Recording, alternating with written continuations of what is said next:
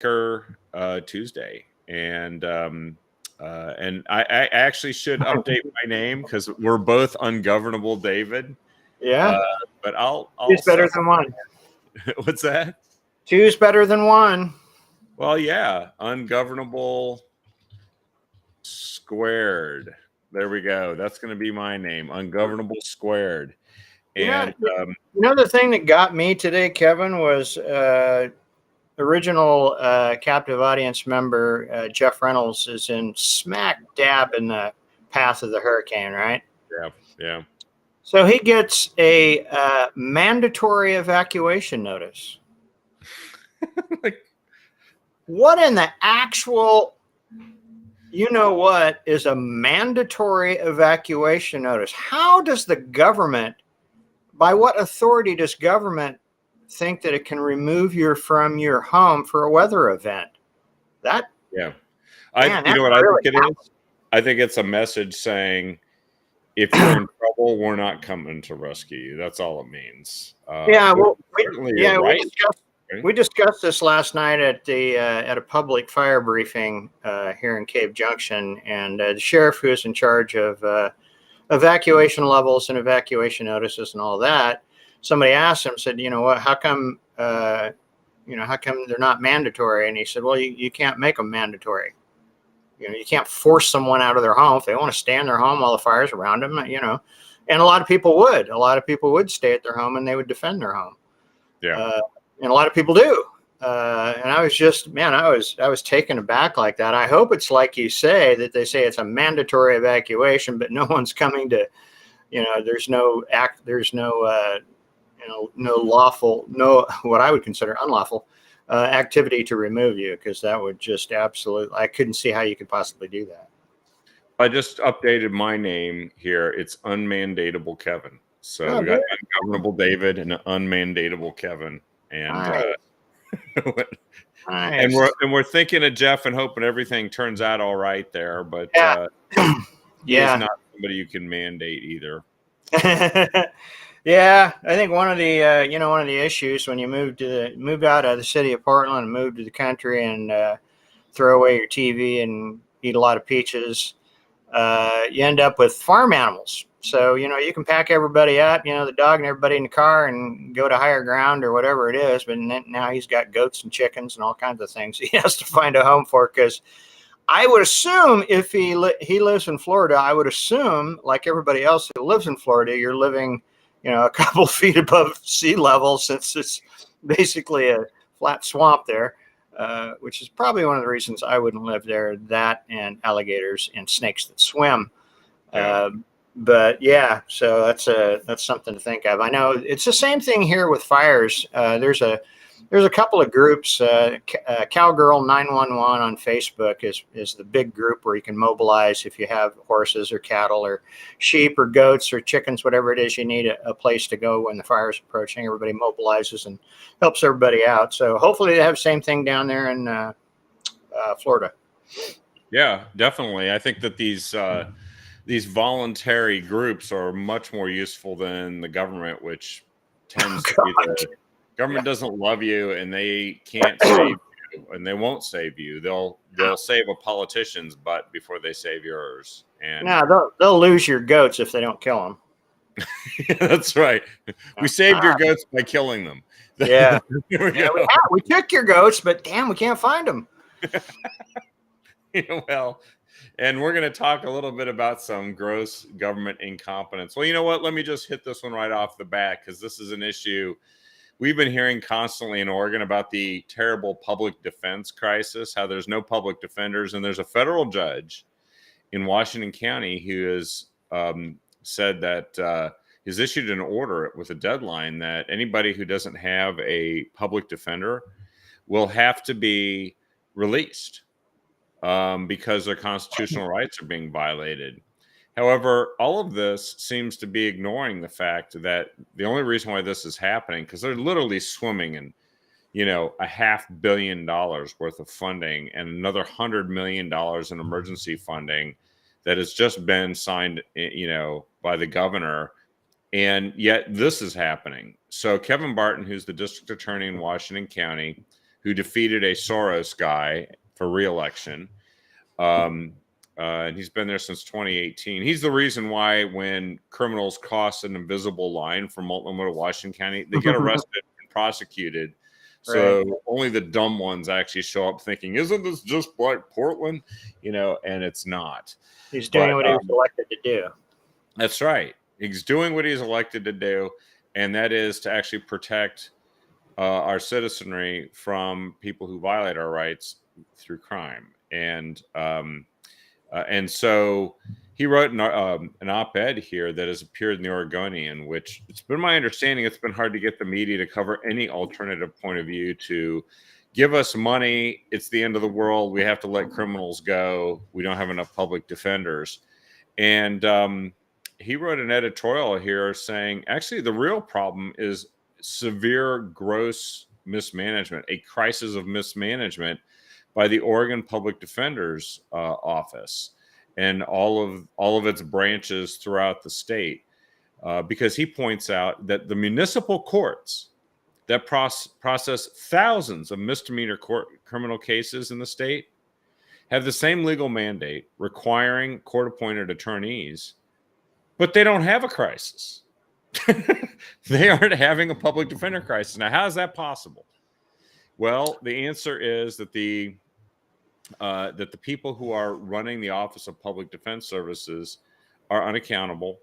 They're swimming in money, and they would rather have a crisis where they can demand more money than have a public defense system that actually adheres to the Constitution and make sure that we're in the middle of a crime wave, aren't we? I mean, well, by all accounts, yes. So if we're in the middle of a crime wave, maybe there's going to be a little strain and stress on the need for public defenders. But then they've literally got this enormous sums of funds, but they can't seem to do it. They're not prosecuting anyone. If they're not prosecuting criminals, which many of these, I guess you can call them Soros DAs, this DA project by Soros. If they're not prosecuting people, there's no need for public defenders. So how could there be a shortage if you don't need them? Yeah, in the lawless sections of the state where the crime wave is at its worst. That's exactly right. Now, that means that they also plan to release the criminals who have committed such serious offenses that even Mike Schmidt thinks they should be detained and prosecuted.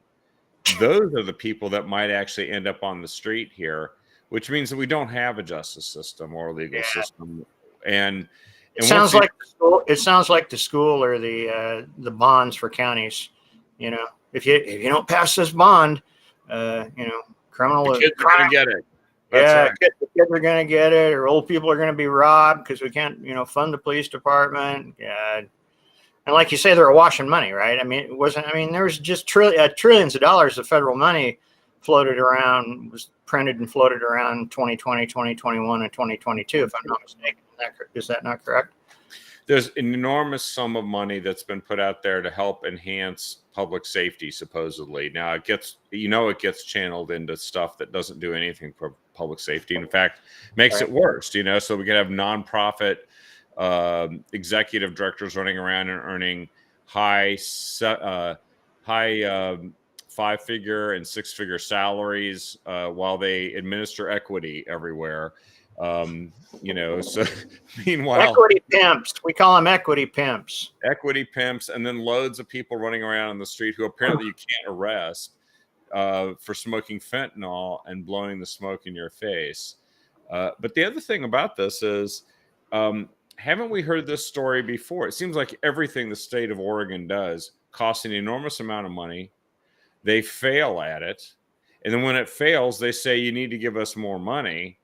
And then the media never reports what happened to it. Other than that, they say, oh, we ran out of money.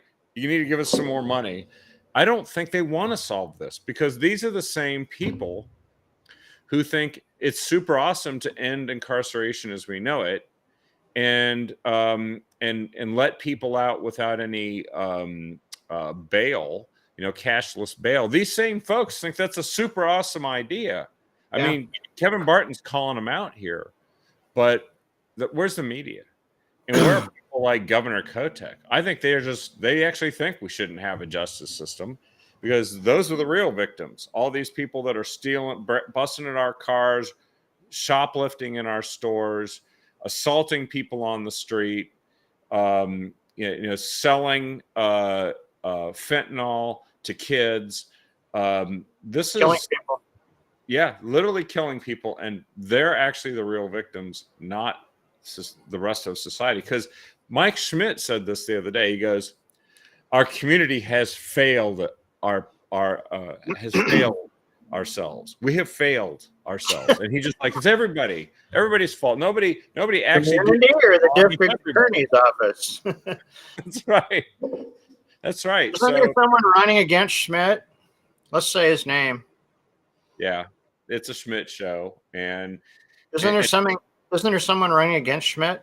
Yeah, Nathan Vasquez, who, by the way, works in Mike Schmidt's office as an assistant district attorney. No one could see more closely what is being screwed up and is going wrong than a person actually working in that same office. Right. Let's not think too much of him. And in fact, I know Nathan, and he doesn't think much of Schmidt. But having said that, there's going to be forces from well beyond Oregon funding these guys and running ads talking about how they've done their level best. But you've got Mike Schmidt saying we failed as a community. We failed as a community. That person needs to be fired when he decides collective blame instead of individual accountability, which is what the justice system is about. It's not about collective blame. It's useless. There is some collective blame to go around, Kevin. I mean, the voting for this guy. The community voted for Mike Schmidt, so yeah, there's some culpability at the ballot box. But they get to fix that, and let's hope they get to fix that. Yeah, it's the Darwin test for the people who are running for voters. Voters get to fix their mistakes by getting rid of people like Mike Schmidt. I just posted the link to a story about the Multnomah County DA race. It's going to be a national race. People are going to watch this in the entire country. The place is so screwed up like Portland, and see if actually it can self-correct. And we have to watch this here because almost all the policies that we know have laid waste to that city, including the ones from Mike Schmidt, those policies are the policies that are shaping our state laws, which affect you in Southern Oregon and Sonny in Eastern Oregon and everybody else. Those are those laws that are being rewritten. Why? Because they're being written by people from Portland. They're being enforced by a governor from Portland, or not enforced, as it were. And so this is why this is a big race and really, really important. So everybody, please stay tuned to this. We'll keep bringing you information because I know everybody gets tired of hearing about Portland, but then Portland really does set the direction for the state. And if Portland can self-correct, there's a way to save the state. I believe. I'm an optimist. Yeah, I believe too. I'm an optimist too, and I believe I've got $1 that says Schmidt will be reelected. Well, I think that there's a lot of dollars coming in for Nathan Vasquez right now, and there was a city councilor elected that got Renee Gonzalez in Portland, who kind of represents this new direction that people seem to be taking in the city. He replaced John Hardesty, who was essentially the Mike Schmidt of the city council. They were the dynamic duo that, she pushed for police defunding, and Mike Schmidt pushed for making the police worthless, even if they weren't defunded. They couldn't do their jobs. And so this is starting to change. Let's hope it does. Now, shifting gears here, I think a lot of us have been hearing the news reports about a return to COVID mandates due to a so-called surge that is being noted. That surge is a presidential election in 2024. Yes, it's the 2024 election strain that seems to be taking hold across the country, and it is a way to terrorize and frighten people. Some to staying loyal to somebody as completely corrupt and totally cognitively disabled like Joe Biden, but also to scare people in the middle who don't always know what to think about stuff, but then they get these reports and then they get worried and they return back to, oh, maybe we just need to stick with this guy who keeps putting mandates on us, or this governor who keeps doing it. But I think that there's now enough debate going on now that Twitter doesn't shut these people down, and hopefully they don't shut us down. Hope nobody shuts us down, but we're speaking out and we're going to let people know why, because we started out as the captive audience to speak out and say what we thought about what's going on. So here's a really good article in Just the News that experts, people who are critical of the things that were done in the past, are speaking out and saying that there's a total lack of critical thinking. These experts are questioning these vax and mask mandates returning amid this surge, and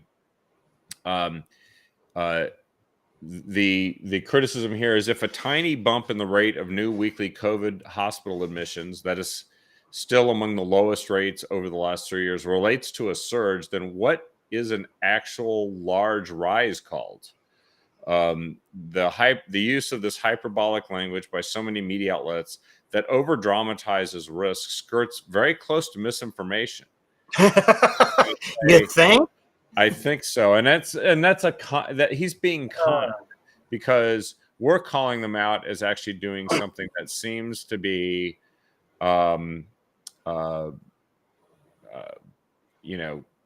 we're trying to point out how this is in fact misinformation, and then we get called misinformation for actually calling something misinformation, which is ironic. I thought it was free speech. And Rand Paul actually put out a tweet because Biden says he just signed off on a funding request for a new COVID vaccine that is necessary, that works. And Rand Paul. Oh, you mean the other one doesn't work, Joe? Yeah, that's right. Oops, I said it out loud. Joe, you are on tape saying that if you take this vaccine, you will not get COVID and you will not spread it. Yeah. Well, and you know what that is, Kevin? That's bullshit. And that's all. That is all that we've got from the CDC, from the talking heads in Washington, D.C., from every leader, from every county medical department, from the Oregon Health Department.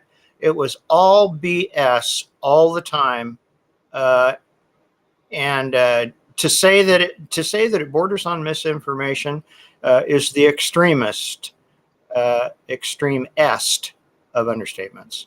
Yes, it is. And by the way, Rand Paul, U.S. Senator from Kentucky, said, so to recap, POTUS is saying the vaccine they're currently promoting and they mandated does not work. 1. 2, he wants more funding for another one. That's a no from me, said Rand Paul. So they said the CDC warned last week that the new variant BA.2.86 was diagnosed in 9 people worldwide and 2 in the U.S. at the time. Did they protest that when they came up with? Did they sit around and hire the people that bring people in off the mall and bring them into the room and say, when we say BAT2, what do you think? Yeah, that's right.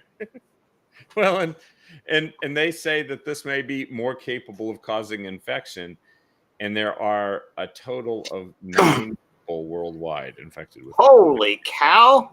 We're all gonna die, Kevin. We're all gonna die. And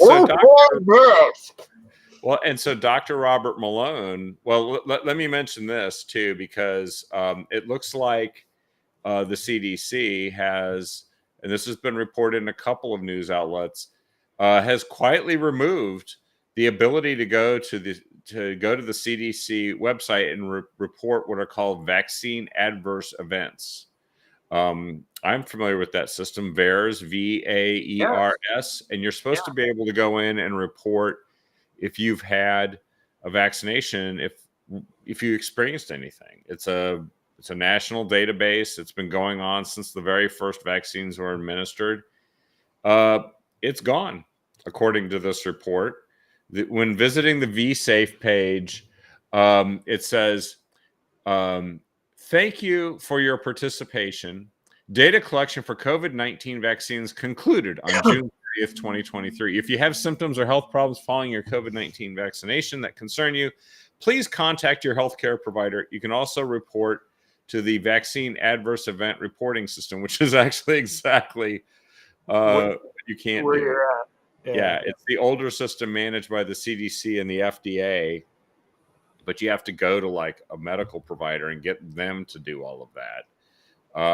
And so this is, do you remember Hogan's Heroes, Colonel Klink?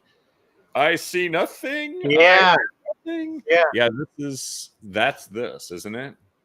It is, and I'd love to think, I'd love to have more. I am generally optimistic by nature, and I'd love to have more faith in my fellow Americans that they wouldn't fall for this again. But it was so extremely successful in 2020, 2021 that I have no reason to believe. Politically. Yes. Well, yeah. It was successful for the reason that it was perpetrated, which was it was an entirely political operation. It was, not sure exact, to change the outcome of the 2020 election, to see how much control you can exert over people, to see how many people will comply. Well, hell, 70% of the people complied. We all know people that complied. We know people, who are rah liberty, give me liberty or give me death, and as soon as the government told them to stay home, wear a mask, they were like, "Oh my God, stay home, save lives." We all saw those people. We didn't see it that way on the show. We called it like it was then, and I'm calling it what it is now. And it's all of the things that we talked about over the years. The last few years, it seemed like a decade, don't they, Kevin? It seems like we moved out of the age of enlightenment and into the second dark ages. But over the years, we've talked about all the things that are so wrong with that it's just amazing that anybody would fall for any of it. And I'm hoping nobody will. I'm hoping fewer people will. I'm hoping most people say, screw that. I'm not doing, I'm not staying home. I'm not quitting my job. I'm not closing my business. I'm not wearing a mask wherever I go. I'm not going to be tracked by, the county health department, which, they did without your consent, by the way. I was tracked because I checked into a hospital with COVID. The whole thing was just so eye-opening. It was so eye-opening from the people's point of view that so many people would comply. And for me, it was so eye-opening on the side of government that government number one would do that. The government number two would be successful at that. And then kind of the third thing that really opened my eyes with this COVID operation is how far down the government rabbit sinkhole the medical system in America, the healthcare system in America has gone. It's like a branch of government. Yeah, it is. And actually in some ways worse, because you and I can't decide that we're going to elect someone else to be in charge of a hospital system or the OHA. You have to actually fire the person all the way at the top. And sometimes they just play this game like, I don't know. Those are the experts. I'm just going to listen to them. I can't fire them because they are telling us what to do. And, and so I think that this is, as you said, it smells just like lawlessness smells like Schmidt. This really also is starting to smell like shit. Yeah. and sorry everybody.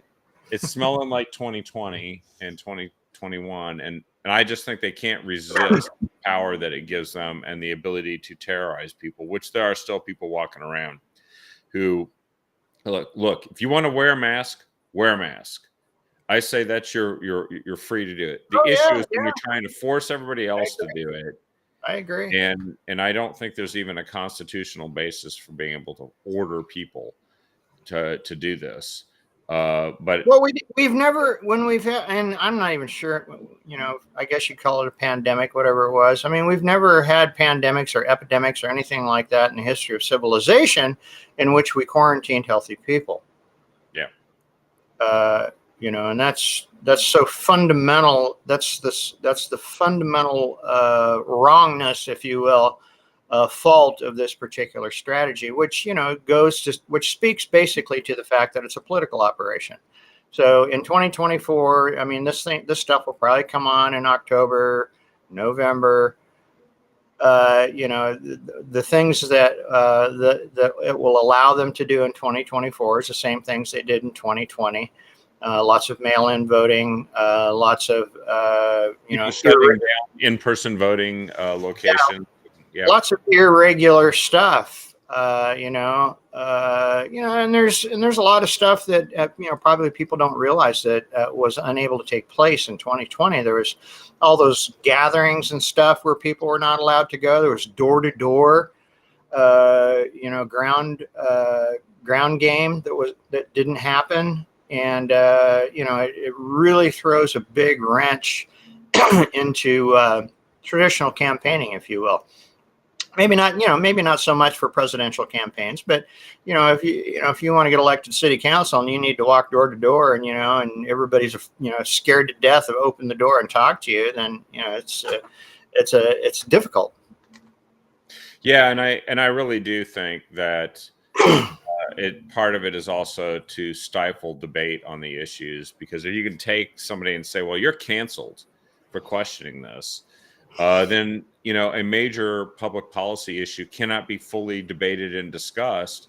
And so if you have a bazillion dollars, you might be able to get around that to some extent, but maybe not. Like, you could be a billionaire and they could say, I'm not running your ads. Okay. So, sure. So that's sure. That's what we're at. We're guilty of wrongthink. Wrong thing.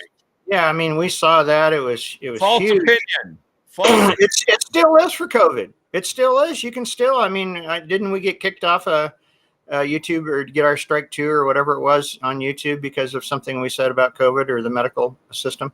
They said that we were spreading medical misinformation. We sit here and we read from an article quoting Joe Biden, and apparently that is misinformation, or just reading the opinions of different people who have opinions different from the leftist progressives that are running our state and country. But so Dr. Robert Malone, yes, I just said his name.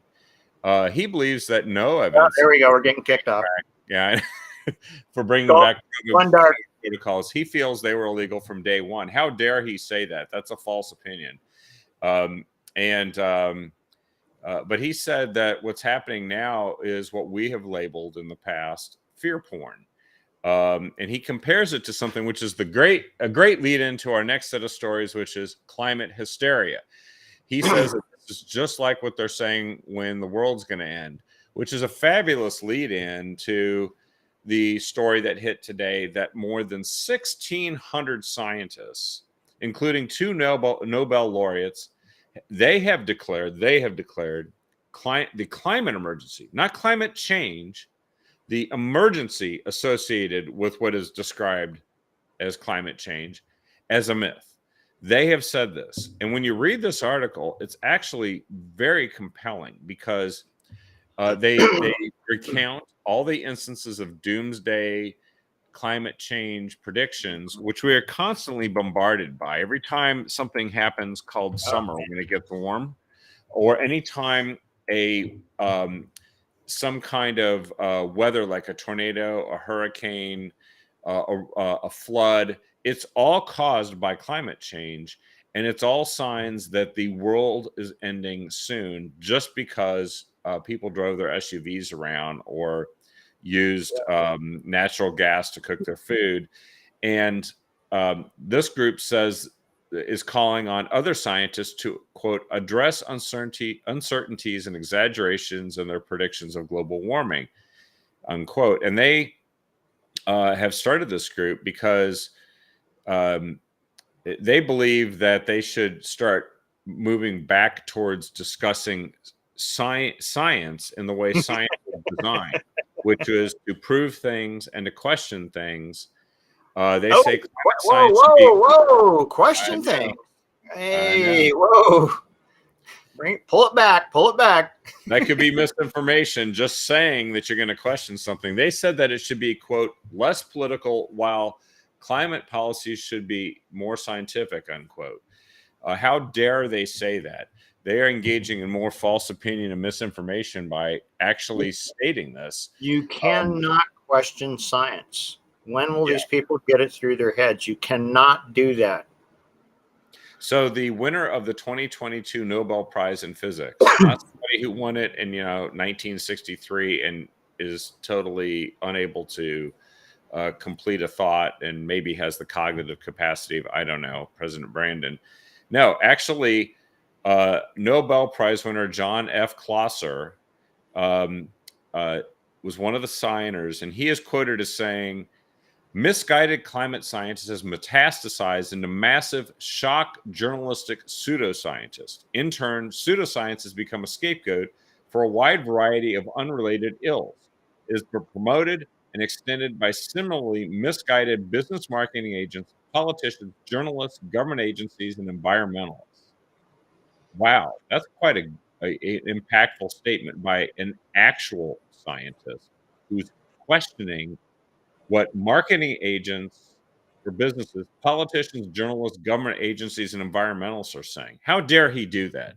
Doesn't he know that politicians and journalists and government agencies are and are the real scientists? I don't know what he thinks he's saying. And by the way, one of the things I really like, yeah, you froze it.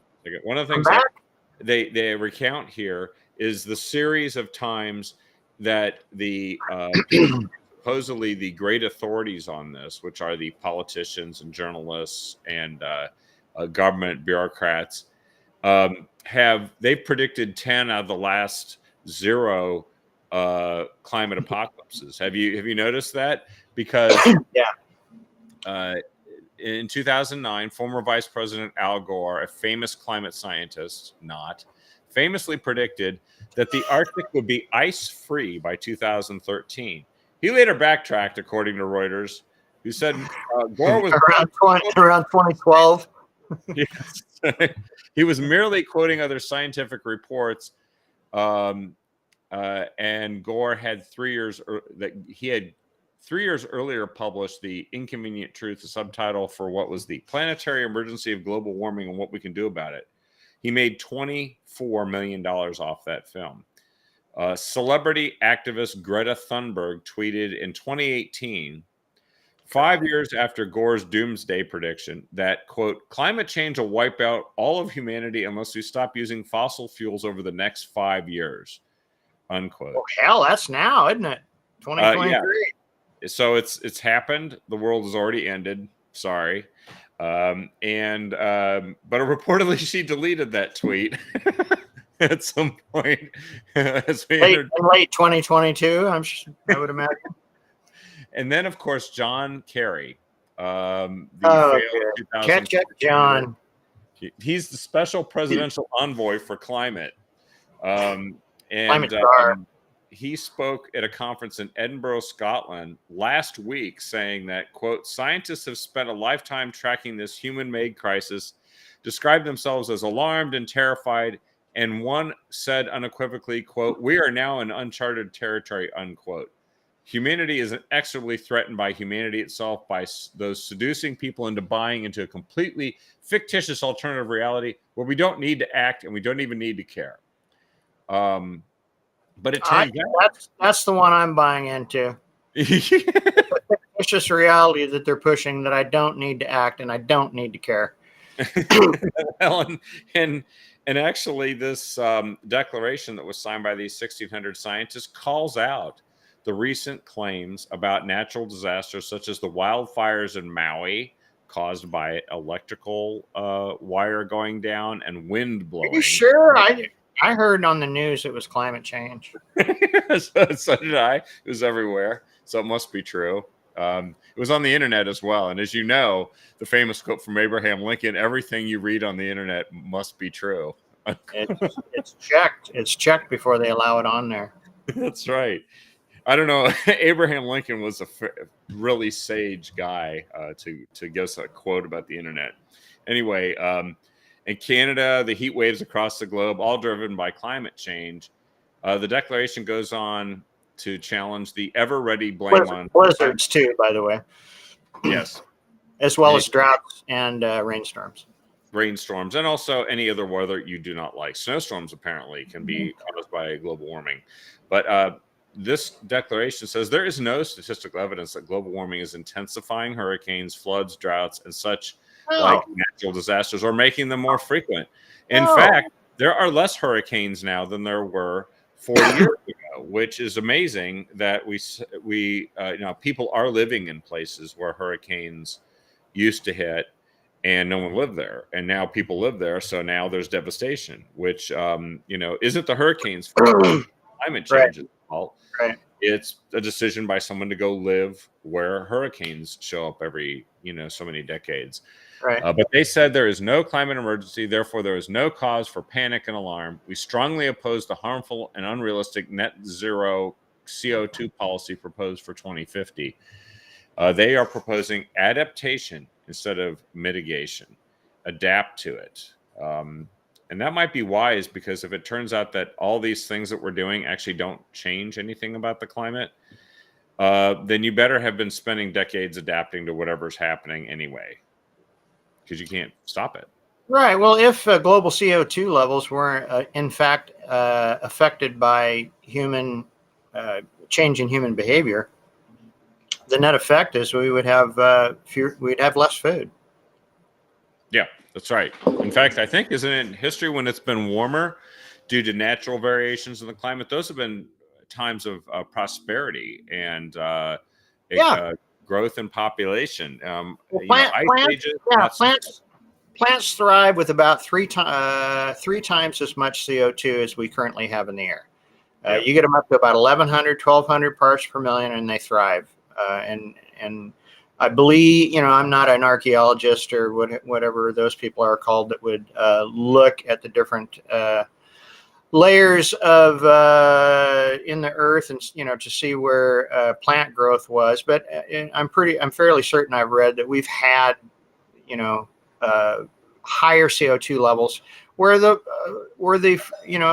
we had rainforests in Texas. You know what I'm saying? And, it was everywhere, and gave rise. You have plants, and you have more animals, so on and so forth. But yeah, it's kind of funny that there's 1,600 people signing on to this thing, and yet there's every news agency, every single internet news bubble is decrying the emergency of climate change, and that climate change is causing. As a matter of fact, I saw one little news bubble on Google that's inferred that climate change was causing sovereign nations to inflate their money supply. Wow. So it's a monetary phenomena as well. That's amazing. Yeah. I believe it also has something to do with the need for gender affirming care. That's what I heard. Most likely, if we get some scientists, only approved government paid scientists on it, I'm sure that we can make that correlation. No doubt. You just tell them, here's the paper you got to write. Here's the money. And look. Yeah. Science. Yeah, the climate's going to change. We know that. I'm not a climate change denier. I absolutely 100% confess that the climate has changed in the past, is probably changing now, and will change in the future. But the anthropogenic factor in that is undeniably, absolutely 100% unprovable. Yeah, and I also believe that you can tell what their real motives are. Yeah, it's grift. It's grift. It's money. It's greed. Power and control. Yeah.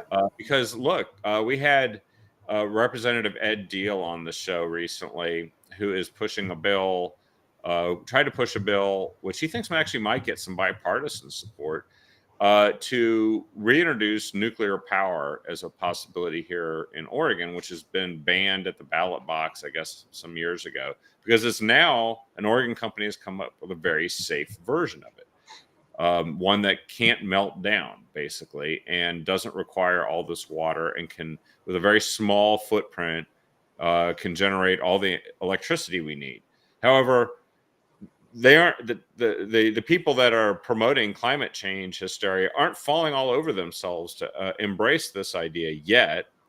And in fact, they are going out and shutting and getting rid of hydroelectric dams, which are fueled by something called water and gravity, which apparently is not renewable. I don't know. That's what they say. That's what the politicians say, and they're smarter than the scientists for sure, or anybody with common sense. And so when I look at that, I say that, and the Brandon administration is undeterred by any of this scientific reality speak. They have decided now not only to target gas stoves and gas furnaces and gas water heaters, dishwasher, and dishwashers, but they also say that they're going to target ceiling fans now. Because ceiling fans need to be more energy efficient in order to save households money on energy costs. They said that a new rule that they're putting forward would save households a total of $39 over the lifespan of a new energy efficient fan. An entire $39. This is the same entity that is spending trillions on all kinds of crap.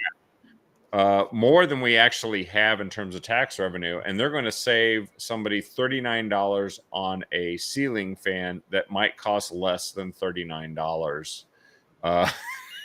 Well, not anymore. Not anymore. And you know how they make it very expensive, right? Yeah. Well, they will. Here's the deal. They will make them more expensive because regulation allows them to do that. But they won't work as well, because in order to meet the requirements of using less energy, they just won't use as much energy, which means they won't spin as fast. They won't move as much air. So you change the pitch of the blades. They take less juice when you measure it with a meter. So it'll move less air, and it just won't work as well. Just like every other effing thing that government steps into, gas cans, washers and dryers now. I don't know if you've noticed, but they're crap. They're absolute crap, especially the washers. Yeah. There's actually a thriving market for old washers because they use water and they actually clean your freaking clothes, which washing machines don't do. Which isn't the point of washers and dryers. Don't you know that? It's to make Democrats and progressives happy. That's all that matters. And by the way, you're right. Not only will it, the rule that they are proposing, this is real. I just posted the story. This is the brilliant Energy Secretary Jennifer Granholm, who apparently is smarter than everyone. She has put forward this rule, and the GOP members of the House Committee on Small Business replied saying this redesign of these products would put somewhere between 10 and 30% of all small business ceiling fan manufacturers out of business. That is, so they'll make it less available or less affordable, and they'll turn them into crap, and people won't want to buy them, which will actually hurt the people that are still selling them. And oh, by the way, it's going to be uncomfortable in your house on top of that. Yeah. Well, even air conditioners, if you buy a window air conditioner, it's got this eco setting on it. And the manufacturers are probably required, when you turn that thing on, it automatically goes to that eco setting, even though that you don't want the eco setting. You want that sucker to blow out cold air, because that's why you bought it. And it's just absolutely insane. I mean, I would like to be able to buy whatever freaking ceiling fan I want. If I want to buy a ceiling fan that raises my electric bill $50 a month because it blows the carpet off the floor, that's what I want to be able to buy. And as Americans, we should have that liberty, and government should not be mandating products. We don't need your safety gas cans. We don't need that. Nobody's dying from gas can accidents. That's right. Nor are they dying from the fact that they have to spend $39 more on electricity for a ceiling fan. Yeah. But I tell you, some people will die from heat prostration in their own home. I guarantee you. Yeah, it's all virtue signaling, campaign, one-liner, fodder. I mean, we increased the efficiency of ceiling fans. Yeah. Well, and we got rid of those damn gas stoves. No, don't say that. Don't say that. That pissed everybody off. Well, I can tell you that, by the way, if you are unhappy with this rule that is being put forward, this just also tells you about the executive power of rulemaking within the government bureaucracy, because the public comment timeline on this rule ended earlier this week on August 22nd. So screw you, public. Wow, if really? you don't like something this dumb, it's too late for you to comment on it at this point. Wow. Yeah, well, that's your government for you. So that's vote harder. Yeah, and by the way, your government's busy with some other things. Let me read off a few headlines for you. Apparently, secondhand crack smoke is now a problem in Oregon, and secondhand drug smoke in general. One man, quote in this article, complained that one man complained that his associate was exposed to it just outside their building. She became disoriented and quickly fell ill. Because they're not allowed to regulate where this drug use is done in Oregon. They can regulate where you're allowed to drink alcohol, but you cannot smoke weed or smoke cigarette, crack or fentanyl. Yeah. Yeah. Well, you can't smoke a cigarette within 20 feet of a door in Oregon, but apparently smoking the Fenty is okay right inside the doorway. And blowing it in someone's face. Yeah. Totally okay, not assault apparently, or hazmat worthy response. Now, it turns out that people are getting fed up with this in Oregon, and they are a majority now is in favor of a complete repeal of Measure 110, which is the drug decriminalization law that promised to tax cannabis and provide a bunch of treatment, which it hasn't done, and but instead unleashed a whirlwind of crime and drug use and homelessness, which is all related to that. It's not related to expensive dwellings because people are spending money on fentanyl and not on trying to be productive members of society and rent an apartment. There is a coalition that's come together that's going to try to push this, and so there is hope. Thought you'd want to know about that. That's actually good news. That is good news. It is good news. Bad news. Well, maybe this is good news. Tell me what you think of this. So we have a congresswoman here in the state of Oregon named Val Hoyle. She was elected to the 4th Congressional District, which has been increasingly trending more in the Republican direction.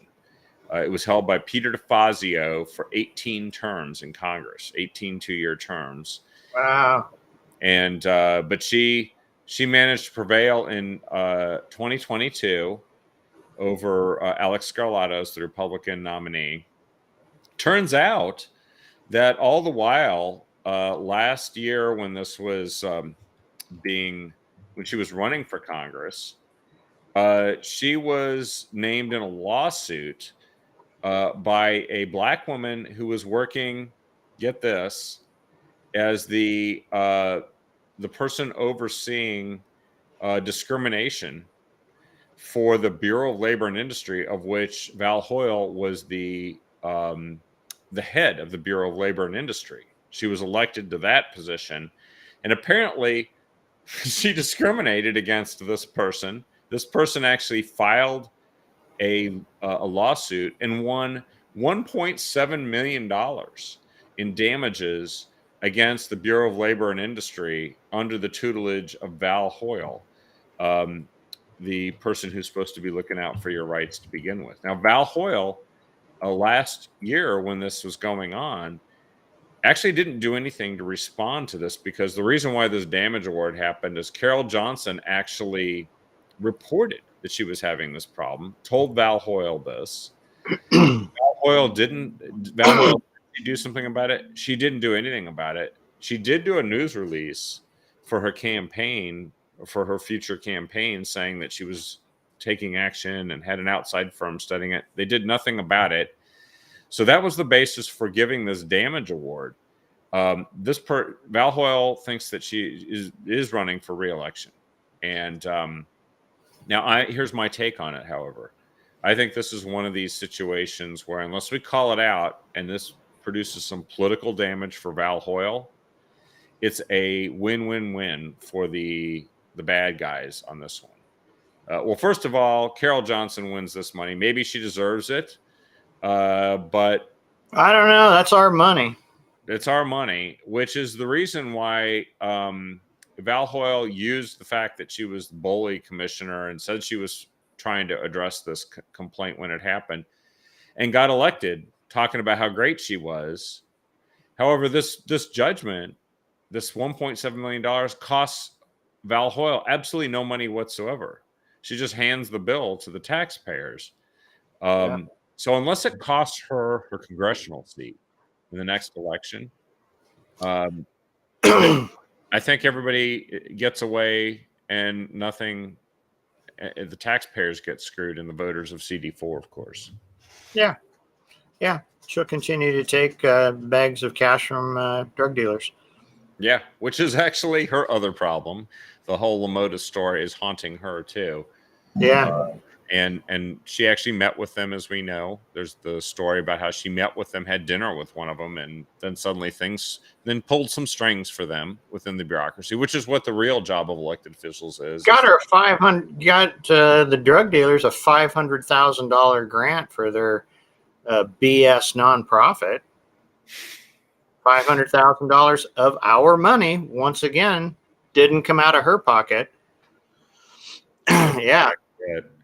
And she should have known. The hair braid scheme that the LaMotta people came up with is they were going to have this apprenticeship program where people would apprentice in the marijuana trade, whatever the hell that means or whatever it's for. But apprenticeship programs are not administered. They're administered by the feds, and the feds don't recognize marijuana as being a legal business, and so there was no way it was ever going to happen. So LaMotta handed over whatever it was, 75,000, whatever it was, to Hoyle's campaign for CD4 and gets $500,000 grant in return. That's a pretty damn good return. That is one big rate of return. Well, why don't we end on the one story that actually I think could portend impeachment for President Brandon that I've heard in the last day or so. Actually, there's two stories, but they're related. The National Archives has just acknowledged, in response to a lawsuit, a Freedom of Information lawsuit, has acknowledged that there are 5,400 emails that they were able to find in the database of Joe Biden that are government property emails because of the servers they were on, in which he uses pseudonyms to describe himself, or others use pseudonyms to describe him, as he communicates with his son, with Devon Archer, and with others who were getting tens of millions of dollars from China and oligarchs in Ukraine to deliver results, which somehow happened. And Joe Biden has claimed he knew nothing about it, but there's going to be $5,400 that are going to be the subject of a release forced by a lawsuit, and Congress is chasing this too. The Oversight Committee in the House, James Comey, the chair, is or Comer, not Comey. Yeah, Comey is nothing. James Comer, I think is his name. He is pushing for the release. So is the Judiciary Committee, Jim Jordan. And this is a big deal because this is essentially what they call in evidentiary terms the smoking gun. This is how they've busted organized crime in the past, is they've gone out and they've found a code name that was used to describe. That's how they got Al Capone on tax evasion. They find a code name that represents person who claims to have no income or know nothing about something or didn't know that someone was ordered to be killed, and they catch him, and they prove that they not only knew, but they did these things, and they made these decisions, and they issued these orders.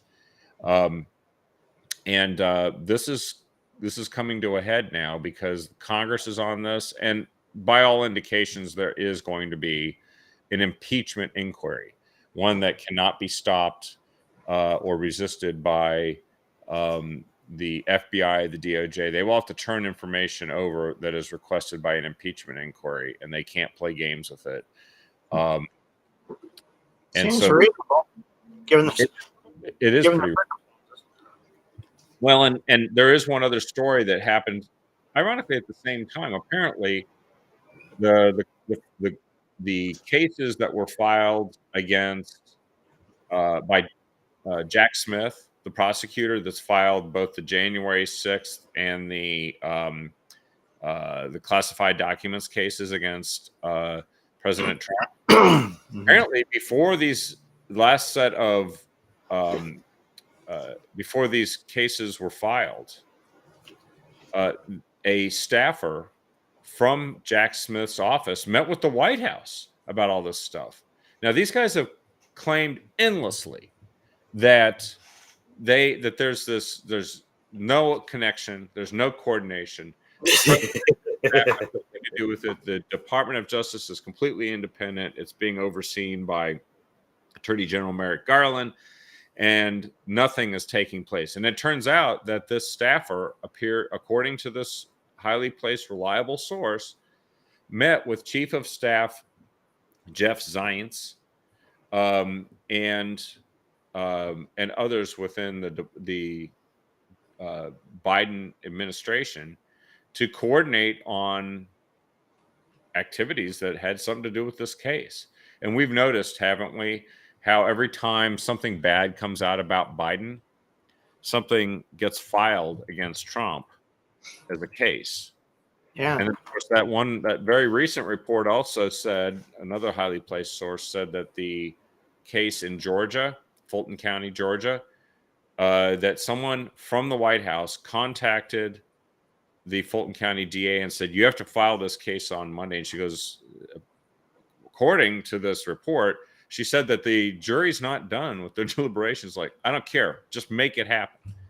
Well, you're really not supposed to take grand juries and then just railroad them into filing so that you can distract from all the bad news that Joe Biden is experiencing over these Hunter Biden and email investigations. That's not how it's supposed to work. Last I checked, am I right about that? You're right about that. It's not how it's supposed to work. It is the way it works, but it's not supposed to work that way. But I think this means that it might not be just Joe Biden. I think Merrick Garland and some others are going to be hit with some pretty serious stuff here very soon, which, if the House Republicans stop sitting on their hands, do you think there's a reason why they're sitting on their hands, or you think it's about to happen? I don't have a lot of confidence that they'll stir the pot. Just historically, they've been, either the House or the Senate Republican caucus in the U.S. Congress seems to be mostly hesitant to do what needs to be done. I mean, when was the last time they really took it to somebody that deserved it? Clinton. That was 30 years ago. Yeah, and then they have to have enough Republicans to support doing this in the House to be able to advance an impeachment inquiry. I mean, I guess the congressional committee can do that, but you have to have enough support, which is a narrowly divided body right now. There's just a handful of Republicans saying, I don't think so, is enough to stop it from happening, as I understand it. So that's maybe the reason why your skepticism is well warranted at this point. Yeah. Yeah. I mean, I think in a better America, maybe Congress wouldn't, doesn't really need to do that kind of thing. Right. But, one part of me says, yeah, why don't you spend all of your time investigating people so you don't pass any damn laws that infringe upon my liberty or take money out of my wallet. Uh, I mean, that's kind of where I'm at now. I personally, I'd love to quadruple or quintuple or their salaries, or make their salaries go up by 10 times just to make them stay home. Yeah. Well, and I think the people of Lahaina, Maui might actually agree with you at this point. Just a wild guess. Because they don't Yeah. Yeah. Yeah, I mean, we get, we start dicing up the intricacies of what Congress is doing, what they think, what we think they're going to do, and if we base it upon what the Constitution said that they should do, they're doing way more than they really need to. If we have a president or well, anybody elected to office, in which the Congress has the power to impeach, and they're doing dirt, then yeah, do it. Get rid of them. Yeah. If we got a Supreme Court justice that's taking bribes, get rid of them. If we have a president that's taking bribes, get rid of them. Just make it happen. It shouldn't be a calculated, poll tested decision. It should be the responsibility of that Congress to clear out, the sludge. And certainly to get to the truth, so that we can find out if there's a reason. But I think, I'm sure you and I both know that there's a lot of reticence on probably both sides of the aisle and both chambers about bringing up the dirt that somebody else is doing, for fear that your own dirt will be brought up, because I'm pretty sure there's quite a bit of grift going on in DC. Yeah. I know there's some honest people there. I'm sure there's some honest people there, Kevin, but I'm sure there are a bunch of very dishonest people there. People like Pelosi, people like Schumer, people like that have been there for 35, 40 years. Yeah. And I know there's a deep state covering up for them and keeping down their political opponents. I know it. We know it now. It's there. It's almost, they're flaunting it in our faces now with what they're doing with the Trump cases, and what they're doing with the Hunter Biden and Joe Biden and investigations. So it's time to call it out and bring it out in front of people. If for no other reason than, if you can't proceed with the actual action of impeachment, then lay out the information for the American people to see as they make their decisions here in the next year at the ballot box. That, at a minimum, that's got to happen.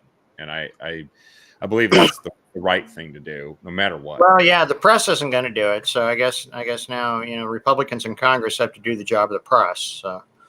Yeah. Well, that's a good thing to end. We'll keep doing our job here at the Captive Audience. But I think, and we'll call on others to do their jobs, because that is really the only way we're going to get through this and make 2024 a real turnaround for this country, both state, local, federal. Well, I'm unmandatable, Kevin. I'm ungovernable. And you be that way too. That's right. Join us in our quest to be unmandatable and ungovernable, everyone. And please share this show with everyone you can. David, thanks for joining me here tonight. I really appreciate it. Thanks, Kevin. Thanks, everyone. Have a good night, all. And we'll see you tomorrow night with another episode of the Captive Audience with Sonny and Don. Have a good one.